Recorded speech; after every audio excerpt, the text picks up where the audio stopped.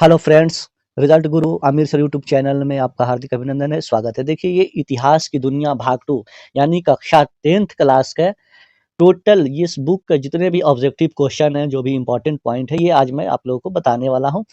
अगर कोई भी शिक्षक साथीगण अगर वो सक्षमता परीक्षा दे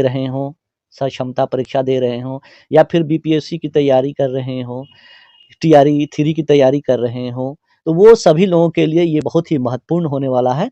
तो हमारे वीडियो पर अगर नए हैं, इस चैनल पर नए हैं, तो चैनल को सब्सक्राइब जरूर कर लेंगे, क्योंकि ये क्लास 10th अगर आप सामाजिक विज्ञान की तैयारी कर रहे हो या फिर शिक्षक बनने के लिए किसी विषय की तैयारी कर रहे हो, तो जो जीएस पूछा जाता है उसके लिए ये बहुत ही महत्वपूर्ण होने वाला है। तो इसलिए अगर क्लास 10th के बच्चे हैं, उनके लिए भी महत्वपूर्ण है, और जो लोग शिक्षक बनने के लिए तैयारी कर रहे हैं उनके लिए भी बहुत ही महत्वपूर्ण है, और जो लोग भी सक्षमता परीक्षा देने वाले हैं उन लोगों के लिए भी बहुत ही महत्वपूर्ण वीडियो होने वाला है। तो इसलिए हमारे चैनल पर आप बने रहेंगे, लगातार ये वीडियो देखेंगे, अंतिम तक वीडियो देखेंगे, बहुत ही महत्वपूर्ण होने वाला है।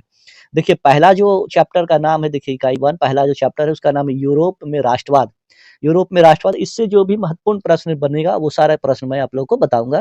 तो देखिए शुरू करता हूं मैं पहले क्वेश्चन का। ये देखिए बुक का ही है, आप देख सकते हैं। पहला क्वेश्चन देखिए आपके स्क्रीन पर है सामने कि इटली एवं जर्मनी वर्तमान में किस महादेश के अंतर्गत आते हैं? तो ये यूरोप के अंतर्गत आते हैं। दूसरा क्वेश्चन देखिए कह रहा है कि फ्रांस में किस शासक वंश की पुनर्स्थापना वियना कांग्रेस द्वारा की गई थी? ये कई बार क्वेश्चन पूछा जा चुका है, तो ये बुर्बो वंश के द्वारा। तीसरा क्वेश्चन देखिए कि मेजनी का संबंध किस संगठन से था? तो मेजनी का संबंध कार्बोनरी एक संगठन बनाया था। लाल सेना का गठन ट्राटस्की ने किया था, तो ये याद रखेंगे। जो 3 का आंसर हो जाएगा वो आपका ख हो जाएगा। मेजनी का संबंध कार्बोनरी से था। अगला क्वेश्चन है कि इटली एवं जर्मनी के एकीकरण के विरुद्ध निम्न में से कौन देश था? तो वो ऑस्ट्रिया था। ऑस्ट्रिया देश जर्मनी और इटली के एकीकरण के विरुद्ध में था। काउंट काबूर को विक्टर एमेनुअल ने किस पद पर नियुक्त किया था? तो ये प्रधानमंत्री के पद पर नियुक्त किया था। ये बहुत ही महत्वपूर्ण सेशन होने वाला है, इसलिए लगातार आप अंतिम तक इस वीडियो को देखेंगे, स्किप नहीं करेंगे। एक एक क्वेश्चन महत्वपूर्ण है। गैरीबाल्डी पेशे से क्या था? तो वो नाविक था। गैरीबाल्डी पेशे से नाविक था। अगला क्वेश्चन देखिए कि जर्मन राइन राज्य का निर्माण किसने किया था? तो नेपोलियन बोनापार्ट ने किया था। ये सारे महत्वपूर्ण क्वेश्चन है आपके एग्जाम के दृष्टिकोण से। अगर आप सक्षमता परीक्षा दे रहे हो सामाजिक विज्ञान से, या फिर आप बीपीएससी की तैयारी करो, सबके लिए महत्वपूर्ण है। अगला है कि जालबेरिन एक संस्था थी, तो वो थी व्यापारियों की एक संस्था थी। अगला क्वेश्चन कि रक्त एवं लौह नीति का किसने किया था अवलंबन? तो ये बिस्मार्क ने किया था। रक्त एवं लौह नीति का बिस्मार्क ने किया। फ्रैंकफर्ट की संधि कब हुई थी? तो ये हुई थी 1871 ईस्वी में। फ्रैंकफर्ट की संधि कई बार एग्जाम में पूछ चुका है। ये 2011 में जो हुआ था उस समय भी क्वेश्चन पूछे गए थे इसमें से बहुत सारे। इसको देखेंगे 2019 के भी स्टेट में पूछा गया था। मैट्रिक के एग्जाम में भी सारे क्वेश्चन आते हैं, तो ध्यान देखेंगे। अगला है 11 नंबर की यूरोप वासियों के लिए किस उद्देश्य का साहित्य और विज्ञान प्रेरणा स्रोत रहा? तो ये यूनान का साहित्य बहुत ही समृद्ध था, महत्वपूर्ण था। अगला है कि 1829 ईस्वी के एड्रियानोपुल की संधि किन 2 देशों के बीच हुई थी? तो ये हुई थी तुर्की और फ्रांस के बीच हुई थी, तो ये तुर्की हो जाएगा आंसर आपका। अगला देखिए, अगला है ये मैच वाला, जो हम मैच करके यहाँ पे पहले से रखे हुए हैं, खुद पढ़ करके बना कर रखे हुए हैं। तो मेजनी क्या था? तो एक राजनीतिज्ञ था। हीगेल क्या था? हीगेल एक दार्शनिक था। बिस्मार्क क्या था? तो वो इटली, ये जर्मन का वो चांसलर नियुक्त किया गया था। विक्टर एमेनुअल क्या था? तो वो इटली का रहने वाला था। तो ये हो गया आपका ऑप्शन, देख लेंगे। मेजनी का राजनीतिज्ञ हो जाएगा, हीगेल का दार्शनिक हो जाएगा, बिस्मार्क का जर्मन चांसलर, और विक्टर एमेनुअल का इटली। अगला देखिए यहाँ पर ये भी बहुत महत्वपूर्ण है, ये आपको याद रखने की जरूरत है कि वियना सम्मेलन कब हुआ था? तो वो 1815 ईस्वी में हुआ था। वियना सम्मेलन हुआ था 1815 में। मेटरनिक का पतन कब हुआ था? तो वो 1848 में। वियना सम्मेलन 1815 में। मेटरनिक का पतन देख लीजिए 1848 में। तो ये हो जाएगा वियना सम्मेलन। ये अब मेटरनिक का पतन आपका 1848 में। इटली का एकीकरण कब हुआ था? ये महत्वपूर्ण है, 1871 में, याद रखेंगे। इटली का एकीकरण 1871 में हुआ था, और शेडॉन युद्ध हुआ था आपको 1870 ईस्वी में। तो ये याद रखेंगे। वियना सम्मेलन 1815 में, मेटरनिक का पतन 1848 में। इटली का एकीकरण कब हुआ था? तो ये हुआ था 1871 में। शेडॉन युद्ध 1870 में। अगला देखिए यहाँ पर ये है कि कोसुथ क्या है? तो कोसुथ हंगेरियन राष्ट्रवादी नेता था। कोसुथ क्या था? हंगेरियन राष्ट्रवादी नेता था, याद रखेंगे। यहाँ पर लगा देते हैं टिक। एड्रियानोपुल की संधि कब हुई थी? तो ये भी महत्वपूर्ण है, 1829 ईस्वी में। यूनान की स्वतंत्रता कब? तो 1832 ईस्वी में। उसके बाद पोलैंड में आंदोलन कब हुआ था? तो 1863 ईस्वी में। अगर आप चाहें तो इसका स्क्रीनशॉट ले सकते हैं। स्क्रीनशॉट लेकर के यहाँ पे बगल में भी आपका ये पेंसिल से लिख दिया गया है, कलम से लिखा गया है, तो आप इसका भी स्क्रीनशॉट ले सकते हैं। उसके बाद अब आते हैं दूसरा चैप्टर। दूसरा चैप्टर का नाम है आपका समाजवाद एवं साम्यवाद। समाजवाद एवं साम्यवाद इकाई 2। इकाई 2 में देखते हैं क्वेश्चन कौन-कौन सा महत्वपूर्ण है। आइए देखते हैं। देखिए पहला क्वेश्चन देखिए क्या है कि रूस में कृषक दास प्रथा का अंत कब हुआ? 1861 ईस्वी में। रूस में कृषक दास प्रथा का अंत हुआ था 1861 ईस्वी में। याद रखेंगे, रूस में कृषक दास प्रथा का अंत हुआ था 1861 ईस्वी में। अगला क्वेश्चन है कि रूस में जार का अर्थ क्या होता था? तो रूस का सम्राट या राजा कहा जाता था। तो ये ऑप्शन हो जाएगा आपका घ हो जाएगा। कार्ल मार्क्स का जन्म कहाँ हुआ था? तो कार्ल मार्क्स का जन्म आपका हुआ था जर्मनी में। कहाँ हुआ था? जर्मनी में उसका जन्म हुआ था। कार्ल मार्क्स का जन्म जर्मनी में हुआ था। अगला देखिए कि साम्यवादी शासन का पहला प्रयोग कहाँ हुआ था? तो ये रूस में हुआ था। साम्यवादी शासन का पहला प्रयोग रूस में हुआ था। कह रहा है यूटोपियन समाजवादी कौन नहीं था? तो देखिए कार्ल मार्क्स यूटोपियन समाजवादी नहीं माना जाता, ये वैज्ञानिक समाजवादी माना जाता है, तो इसलिए ये नहीं होगा। लुई कला, लुई बला, सेंट साइमन, रॉबर्ट ओबन, ये सब यूटोपियन समाजवादी थे, सपना देखने वाले लोग। लेकिन कार्ल मार्क्स जो था वो आपका वैज्ञानिक समाजवाद था। वार एंड पीस कई बार एग्जाम में पूछ चुका है स्टेट में, तो वार एंड पीस की रचना किसने की थी? तो टॉल्स्टॉय ने। याद रखेंगे, बहुत ही महत्वपूर्ण है, वीवीआई क्वेश्चन है ये, मैट्रिक के छात्रों के लिए भी महत्वपूर्ण है ये। बोल्शेविक क्रांति कब हुई थी? बोल्शेविक क्रांति नवंबर 1917 में हुई थी। बोल्शेविक क्रांति नवंबर 1917 में हुई थी।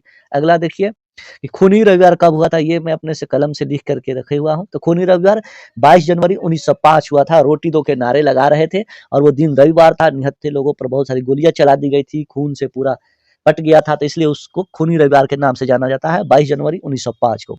देखिए आगे यहाँ पे लाल सेना का गठन किसने किया था? मैं पहले ही आप लोग को बताया था। तो इसका गठन किसने किया था? ट्राटस्की ने। लाल सेना का गठन किसने किया था? ट्राटस्की ने। अगला क्वेश्चन है कि लेनिन की मृत्यु कब हुई थी? तो ये 1924 में हुई थी। लेनिन ने नई आर्थिक नीति कब लागू की थी? तो 1921 ईस्वी में। लेनिन ने नई आर्थिक नीति एनईपी, न्यू इकोनॉमिक पॉलिसी, नई आर्थिक नीति कब लागू की थी लेनिन ने? तो 1921 ईस्वी में। यहाँ पूछ रहा था लेनिन की मृत्यु, तो 1924 ईस्वी में। अगला है कि ब्रेस्ट लिटोवस्क की संधि किन देशों के बीच हुआ था? तो ये रूस और जर्मनी के बीच हुआ था, रूस और जर्मनी के बीच।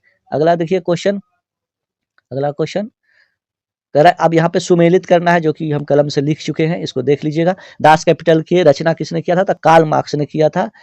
कार्ल मार्क्स ने किया था दास कैपिटल की रचना। ये बहुत महत्वपूर्ण है, कई बार पूछा है। चेका क्या है? तो ये पूछ देगा आपसे एग्जाम में कि चेका क्या है। तो एक गुप्त पुलिस संगठन था वहां का।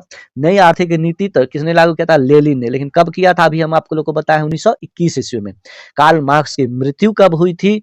तो कार्ल मार्क्स की मृत्यु हो गई थी 1883 ईस्वी में ही हो गई थी मृत्यु, और स्टालिन की मृत्यु हुई थी 1953 ईस्वी में। तो याद रखेंगे, यहाँ पे बगल में आपका लिखा हुआ है, आप चाहे तो स्क्रीनशॉट ले सकते हैं, याद कर सकते हैं इसको, बहुत ही महत्वपूर्ण है। नई आर्थिक नीति लेनिन ने 1921 ईस्वी में। अगला देखिए, अगला चैप्टर का नाम है हिंद चीन में राष्ट्रवादी आंदोलन। हिंद चीन में राष्ट्रवादी आंदोलन चैप्टर 3 है। इसका देखते हैं महत्वपूर्ण क्वेश्चन कौन कौन सा है।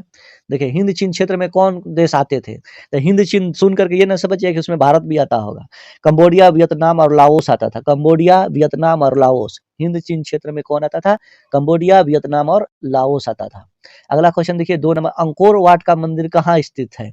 अंकोर वाट का मंदिर कंबोडिया में है। ये सूर्य मंदिर है, जिसने सूर्य वर्मा कुछ करके नाम है, उन्हीं के द्वारा ये बनाया गया था। तो सूर्य याद रखेंगे तो उससे आप बना सकते हैं, सूर्य वर्मा वर्धन या वैसे कुछ करके नाम है, ध्यान पर भी नहीं आ रहा है, क्वेश्चन आएगा वो तो हम बता देंगे आप लोगों को। अंकोर वाट का मंदिर कहाँ है? कंबोडिया में। सूर्य मंदिर है, सूर्य नाम से वो जो बनवाए थे उनका नाम था। अगला है कि हिंद चीन पहुंचने वाले प्रथम व्यापारी कौन थे? तो पुर्तगाली थे। अगला है कि हिंद चीन में बसने वाले फ्रांसीसी को क्या कहते थे? तो इसको कहते थे कुलोन कहते थे। अगला देखिए यहाँ पे नरोत्तम सिंहानु कहाँ के शासक थे? ये भी कई बार पूछे हुआ है, तो ये कंबोडिया के थे। नरोत्तम सिंहानु कहाँ के थे? शासक थे तो कंबोडिया के थे। अगला है कि जिनेवा समझौता कब हुआ था? तो ये 1954 ईस्वी में हुआ था, याद रखेंगे, महत्वपूर्ण है। जिनेवा समझौता कब हुआ था? 1954 ईस्वी में हुआ था। अगला है कि the history of the loss of Vietnam. The history of the loss of the Vietnam के लेखक कौन थे? तो ये फान बोई चाउ थे the history of the loss of Vietnam के। मार्च 1946 में फ्रांस और वियतनाम के बीच होने वाला समझौता किस नाम से जाना जाता है? तो ये आपको जाना जाता है हनोई समझौता, जो कि 1946 ईस्वी में हुआ था। देखिए यहाँ पे लिखा भी है 1946 में फ्रांस और वियतनाम के बीच वाला समझौता को हनोई समझौता कहते हैं। जिनेवा समझौता कब हुआ था? 1954 ईस्वी में हुआ था। जिनेवा समझौता 1954 में हुआ था। देखिए यहाँ पर ऊपर में लिखा हुआ है जिनेवा समझौता 1954 ईस्वी में। अगला है कि किस प्रसिद्ध दार्शनिक ने एक अदालत लगाकर अमेरिका के वियतनाम युद्ध के लिए दोषी करार दिया था? तो वो थे रसेल। रसेल एक दार्शनिक थे जिन्होंने ये अदालत लगा करके फैसला सुनाया था, रसेल। अगला क्वेश्चन है कि हिंद चीनी क्षेत्र में अंतिम युद्ध समाप्ति के समय में अमेरिकी राष्ट्रपति कौन थे? जिस समय हिंद चीन क्षेत्र में युद्ध चल रहा था, वो समाप्त हुआ, उस समय निक्सन वहां के अमेरिका के राष्ट्रपति थे। कौन? निक्सन। अगला क्वेश्चन है कि हुआ हुआ आंदोलन किस तरह का था, किस प्रकृति का था? तो वो धार्मिक आंदोलन था। हुआ हुआ क्या था? धार्मिक आंदोलन था। अगला क्वेश्चन देखिए यहाँ पर, ये समाप्त हुआ। अगला देखिए चौथा चैप्टर, भारत में राष्ट्रवाद। भारत में राष्ट्रवाद इकाई 4, भारत में राष्ट्रवाद, इसको देखते हैं। ये बहुत महत्वपूर्ण चैप्टर है, इससे बहुत बार एग्जाम में क्वेश्चन पूछा जाता है। हम यहाँ पे इकट्ठा करके लिख दिए हैं कि देखिए मोपला विद्रोह कब हुआ था? तो 1915 में। ये सारे विद्रोह आप नोट कर लेंगे, बहुत महत्वपूर्ण है, एक ना एक क्वेश्चन इसमें से पूछेगा ही पूछेगा। तो मोपला विद्रोह 1915 में, खोंड विद्रोह 1914 में, खोंड विद्रोह, खेरा आंदोलन 1918 में, संथाल विद्रोह 1917 में, 100 से संथाल 100 से 17 1917 में, मोपला 1915 में, खोंड 1914 में, खेरा आंदोलन 1918 में। ये याद रखेंगे, बहुत महत्वपूर्ण है। संभव हो तो स्क्रीनशॉट आप ले सकते हैं। अगला देखिए कह रहा है कि गदर पार्टी की स्थापना किसने की थी? तो वो लाला हरदयाल किए थे 1913 ईस्वी में। अगला क्वेश्चन, जालियांवाला बाग हत्याकांड कब हुआ था? तो 13 अप्रैल 1919 ईस्वी को। लखनऊ समझौता किस वर्ष हुआ था? तो 1916 ईस्वी में। लखनऊ समझौता कब हुआ था? 1916 में। असहयोग आंदोलन का प्रस्ताव कांग्रेस के किस अधिवेशन में पारित हुआ था? तो ये हुआ था सितंबर 1920 कलकत्ता में। और यहाँ पर हम डेट लिख दिए हैं 4 सितंबर को, क्योंकि कभी कभी एग्जाम में आपको तारीख भी पूछ देगा महीना के साथ साथ। तो 4 सितंबर 1920 को कलकत्ता के अधिवेशन में असहयोग आंदोलन का प्रस्ताव पास किया गया था। याद रखेंगे, बहुत महत्वपूर्ण है। असहयोग आंदोलन का प्रस्ताव कांग्रेस के किस अधिवेशन में? 4 सितंबर 1920 के कलकत्ता अधिवेशन में। अगला क्वेश्चन है कि भारत में खिलाफत आंदोलन कब और किस देश के शासक के समर्थन में शुरू हुआ था? तो वो 1920 के तुर्की में, तुर्की के समर्थन में शुरू हुआ था। अगला सविनय अवज्ञा आंदोलन कब और किस यात्रा से? तो वो दांडी यात्रा 1930 के दांडी यात्रा से प्रारंभ हुआ था सविनय अवज्ञा आंदोलन। ये भी महत्वपूर्ण है। सविनय अवज्ञा आंदोलन 1930 के दांडी यात्रा से शुरू हुआ था, सविनय अवज्ञा आंदोलन। पूर्ण स्वराज की मांग, ये कई बार पूछे हुआ है, बीपीएससी में भी पूछे हुआ है, TRE 2 में भी इस तरह में भी पूछे हुआ है, तो याद रखेंगे। पूर्ण स्वराज की मांग का प्रस्ताव कांग्रेस के किस अधिवेशन में पारित हुआ था? तो 1929 के लाहौर अधिवेशन में, 1929 के लाहौर अधिवेशन में ये पारित हुआ था। पूर्ण स्वराज की मांग की गई थी। अगला है कि राष्ट्रीय स्वयंसेवक संघ की स्थापना कब और किसने किया था? तो ये 1925 में KB हेडगेवार के द्वारा किया गया था। 1925 में KB हेडगेवार के द्वारा राष्ट्रीय स्वयं संघ, RSS जिसको बोलते हैं। वल्लभ भाई पटेल को सरदार की उपाधि किस आंदोलन के दौरान मिली थी? तो ये बारदोली के दौरान। महिलाओं बहुत संख्या में वहां पे थी, तो उन लोगों ने ही इन्हें सरदार कहा था। किन्हें? वल्लभ भाई पटेल को। तब से हम उन्हें सरदार वल्लभ भाई पटेल के नाम से जानते हैं। रंपा विद्रोह कब हुआ था? देखिए आगे यहाँ पे, रंपा विद्रोह कब हुआ था? 1916 ईस्वी में। रंपा विद्रोह कब हुआ था? 1916 ईस्वी में। यहाँ पे ऊपर में लिखा हुआ नहीं है, तो उसको भी नोट कर लेंगे। यहाँ पे देखिए 14 है, 15 है, अब एक रंपा आ गया 16, संथाल आ गया 17, खेरा आ गया 18। तो यानी 14 से लेकर 18 तक जो जो विद्रोह हुए याद रखना है आपको।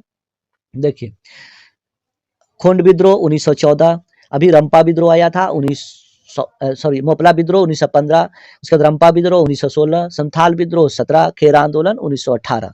तो ये था रंपा विद्रोह। रंपा विद्रोह 1916 में, याद रखेंगे, बहुत ही महत्वपूर्ण है। आगे देखते हैं क्वेश्चन। देखिए आगे यहाँ पे मैच किया हुआ है, आप चाहें तो इसका स्क्रीनशॉट ले सकते हैं। बगल में यहाँ पे नंबर हम लिख दिए हैं। गांधीवादी चरण कब से कब माना जाता है? तो 1919 से 1947 तक यहाँ पे आपका लगा हुआ है। चौरी चौरा कांड कब हुआ था? तो आपको पता है कि ये आपको 5 फरवरी 1922 को हुआ था, जहाँ पे कई पुलिस को जला दिया गया था। उसके बाद ही गांधी जी असहयोग आंदोलन को स्थगित कर दिए थे। तो ये महत्वपूर्ण है, 5 फरवरी 1922 को हुआ था। कांग्रेस के प्रथम अध्यक्ष, तो यहाँ पे ये केरल गलत दिया हुआ था, WC बनर्जी, यानी व्योमेश चंद्र बनर्जी हो जाएंगे। उसके बाद है कि बंगाल का विभाजन कब वापस लिया गया था? हुआ था कब? 1905 में, और वापस लिया गया था 1911 में। तो ये भी महत्वपूर्ण हो जाता है आपका, कांग्रेस के अध्यक्ष हो जाएगा ये। हिंदू महासभा कब गठन हुआ था? हिंदू महासभा का, तो ये आपका आंसर हो जाएगा। मदन मोहन मालवीय के द्वारा किया गया था, हिंदू महासभा का गठन किया गया था। मोपला विद्रोह कब हुआ था? तो ये आपका आ गया 1915 ईस्वी में। देखिए मोपला विद्रोह हो गया 15 में, संथाल 16 में, खोंड 14 में। ये इस तरह से आपको याद रखना है। ये आप चाहे तो स्क्रीनशॉट इसका ले सकते हैं। अगला देखिए, अगला चैप्टर है अर्थव्यवस्था और आजीविका। अर्थव्यवस्था और आजीविका 5वां चैप्टर है ये, इसको ध्यान से देखेंगे। अर्थव्यवस्था और आजीविका 5वां चैप्टर, 10th क्लास का ये 5वां चैप्टर है इतिहास का। देखिए यहाँ पर शॉर्टकट में यहाँ पे लिखा हुआ है कि फ्लाइंग शटल का आविष्कार किसने किया था? तो जॉन के ने।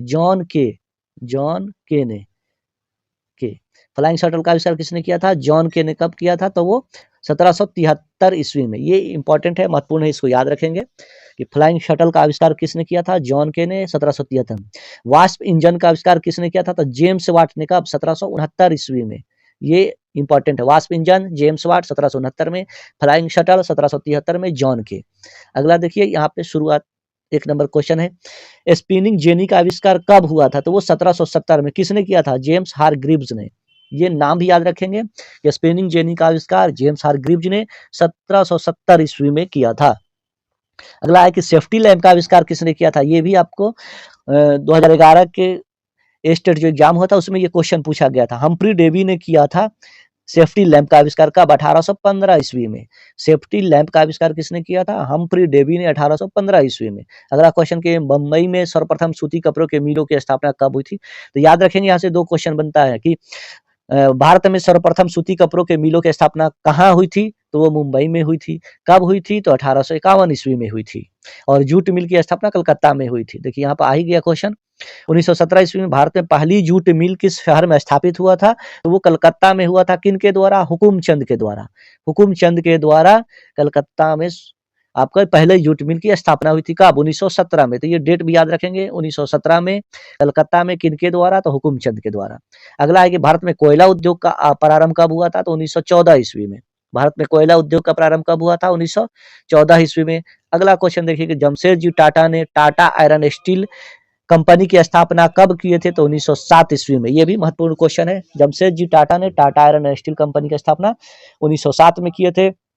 अगला क्वेश्चन देखिए महत्वपूर्ण है कि भारत में Tata hydro electric power station की स्थापना कब हुई थी? तो ये 1910 ईस्वी में हुई थी। हाइड्रो इलेक्ट्रिक पावर स्टेशन की स्थापना 1910 ईस्वी में हुई थी। अगला क्वेश्चन देखिए यहाँ पर, इंग्लैंड में सभी स्त्री एवं पुरुषों को वयस्क मताधिकार कब मिला था? तो ये मिला था 1918 में। इंग्लैंड में सभी स्त्री एवं पुरुषों को वयस्क मताधिकार कब मिला था? 1918 में। अखिल भारतीय ट्रेड यूनियन कांग्रेस की स्थापना कब हुई थी? तो 1920 ईस्वी में। इसमें आपका ऑप्शन 1885 भी होगा। सिर्फ कांग्रेस देख करके आप टिक नहीं लगा देंगे, नहीं तो गलत होने की संभावना है। इसलिए देखेंगे अखिल भारतीय ट्रेड यूनियन कांग्रेस की स्थापना 1920 ईस्वी में हुई थी। अगला है कि भारत के लिए पहला फैक्ट्री एक्ट कब पारित हुआ था? तो 1881 1881 ईस्वी में हुआ था। याद रखेंगे, महत्वपूर्ण है। आगे देखिए यहाँ पे सबका टिक लगा दिया गया है। लिखा हुआ है कि स्पेनिंग जेनिंग का आविष्कार किसने किया था? अभी हम ऊपर में बताए थे जेम्स हारग्रीव्स ने। फ्लाइंग शटल का आविष्कार किसने किया था? तो वो जॉन के ने। ये भी आपका महत्वपूर्ण क्वेश्चन आया था।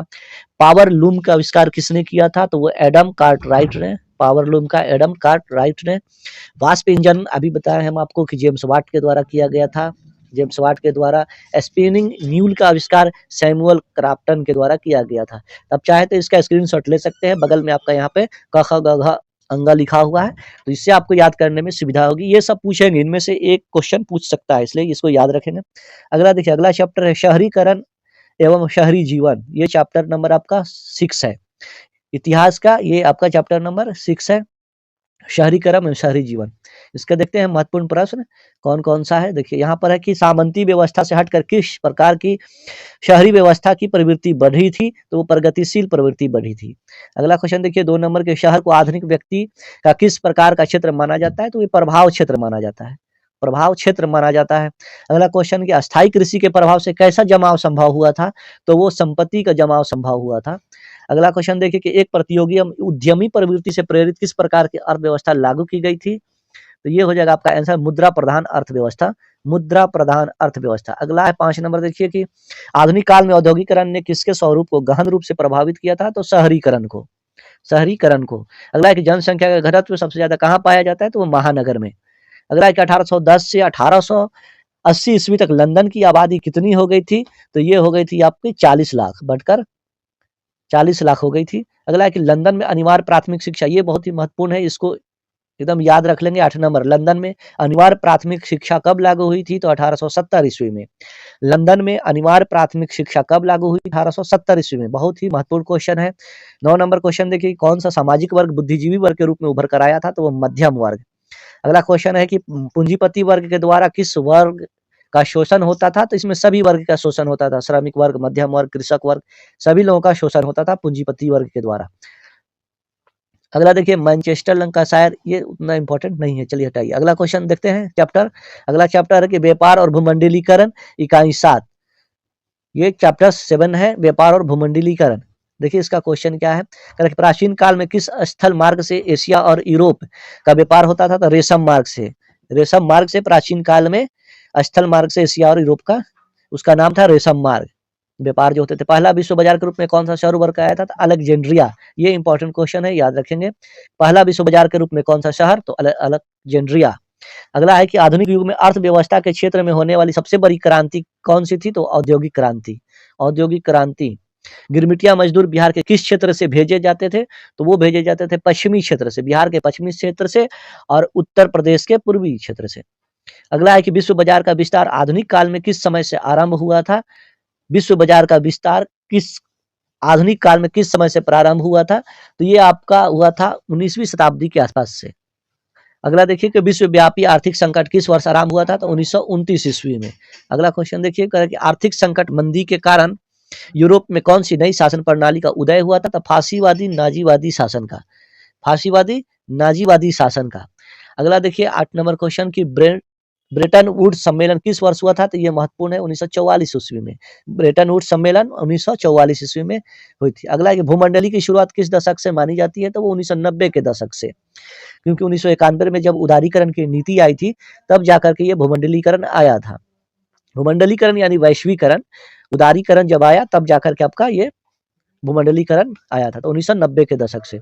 अगला देखिए, अगला चैप्टर है, लास्ट चैप्टर है इसका, प्रेस, संस्कृति एवं राष्ट्रवाद, चैप्टर 8। ये इस बुक का सबसे अंतिम चैप्टर है, 8वां, प्रेस, संस्कृति एवं राष्ट्रवाद। ये भी महत्वपूर्ण चैप्टर है। तो यहाँ पे देखिए लिखा हुआ है संवाद कौमुदी बांग्ला भाषा में लिखा गया था, बांग्ला भाषा में प्रकाशित हुई थी। मिरातुल अखबार फारसी भाषा में। ये इसके संपादक कौन थे? राजा राम मोहन राय, यानी एडिटर थे राजा राम मोहन राय। याद रखेंगे, संवाद कौमुदी बांग्ला भाषा में, मिरातुल अखबार फारसी भाषा में। दोनों के एडिटर कौन थे, संपादक कौन थे? तो राजा राम मोहन राय। याद रखेंगे, बहुत ही महत्वपूर्ण है। मिरातुल अखबार, संवाद कौमुदी किस भाषा में? पूछ देगा आपसे कि संवाद कौमुदी किस भाषा में प्रकाशित होती थी? तो बांग्ला भाषा में। इसके संपादक कौन थे? तो राजा राम मोहन राय। महात्मा गांधी ने किस पत्र का संपादन किया था? तो यंग इंडिया का। यंग इंडिया पत्रिका का संपादन महात्मा गांधी ने किया था। अगला है कि किस पत्र ने रातों रात वर्नाकुलर प्रेस एक्ट से बचने के लिए अपनी भाषा बदल दी थी? तो वो थी अमृत बाजार। अमृत बाजार ने अपनी भाषा चेंज कर दी थी। 13वीं सदी में किसने ब्लॉक प्रिंटिंग के नमूने यूरोप पे पहुंचाए थे? तो ये मार्को पोलो थे, मार्को पोलो। अगला कि गुटेनबर्ग का जन्म किस देश में हुआ था? तो वो था जर्मनी में। जर्मनी में गुटेनबर्ग का जन्म हुआ था। गुटेनबर्ग को ही प्रिंटिंग प्रेस का जनक माना जाता है। गुटेनबर्ग ने सर्वप्रथम किस पुस्तक की छपाई की थी? तो वो बाइबिल थी। बाइबल की यहाँ पे देखिए हम लिख भी दिए हैं कि प्रिंटिंग प्रेस का जनक किसे कहा जाता है? तो गुटेनबर्ग को माना जाता है। तो पूछ देगा प्रिंटिंग प्रेस का जनक किसे माना जाता है? तो गुटेनबर्ग को। अगला है कि इंग्लैंड में मुद्रण कला को पहुंचाने वाला व्यक्ति कौन था? तो वो था कैक्सटन। कैक्सटन। अगला है कि किसने कहा मुद्रण ईश्वर की दी हुई महानतम देन है, सबसे बड़ा तोहफा? तो वो मार्टिन लूथर ने ही कहा था। मार्टिन लूथर ने कहा था ये बात। और गुटेनबर्ग को प्रिंटिंग प्रेस का जनक कहा जाता है। अब मुद्रण ईश्वर की दी हुई महानतम देन है किसने कहा था? तो मार्टिन लूथर ने। अगला देखिए कि रूसो कहाँ का दार्शनिक था? तो रूसो फ्रांस का दार्शनिक था।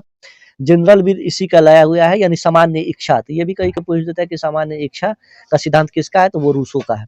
अगला कि विश्व में सर्वप्रथम मुद्रण की शुरुआत कहाँ हुई थी? तो वो चीन में हुई थी। कागज का आविष्कार कहाँ हुआ था? तो वो चीन में हुआ था। अगला क्वेश्चन देखिए, किस देश की सिविल सेवा परीक्षा ने मुद्रित पुस्तकों सामग्रियों की मांग बढ़ा दी थी? तो वो चीन में बढ़ गई थी इसकी मांग। अगर देखिए यहाँ पे जेके हिक्की, यहाँ सुमेलित करना है। अब चाहे तो इसका स्क्रीनशॉट ले सकते हैं, यहाँ पे आपका बगल में लिखा भी है। जेके हिक्की बंगाल गजट के संपादक थे, जेके हिक्की। राजा राम मोहन राय, अभी हम बताए थे कि संवाद कौमुदी और मिरातुल अखबार राजा राम मोहन राय का था। बाल गंगाधर तिलक का क्या था? आपका मराठा, जो कि अंग्रेजी भाषा में था। मराठा किस भाषा में था? अंग्रेजी भाषा में आपका वो पत्रिका थी। केशव चंद्र सेन, केशव चंद्र सेन का क्या था? सुलभ समाचार पत्र निकालते थे केशव चंद्र। और सुरेंद्र नाथ बनर्जी निकालते थे बंगाली। तो बंगाल गजट, जेके हिक्की। राजा राम मोहन राय का आपका हो जाएगा संवाद कौमुदी। बाल गंगाधर तिलक का हो जाएगा मराठा, जो कि एक अंग्रेजी भाषा में पत्रिका थी। केशव चंद्र सेन का हो जाएगा सुलभ समाचार। और सुरेंद्र नाथ बनर्जी का हो जाएगा बंगाली।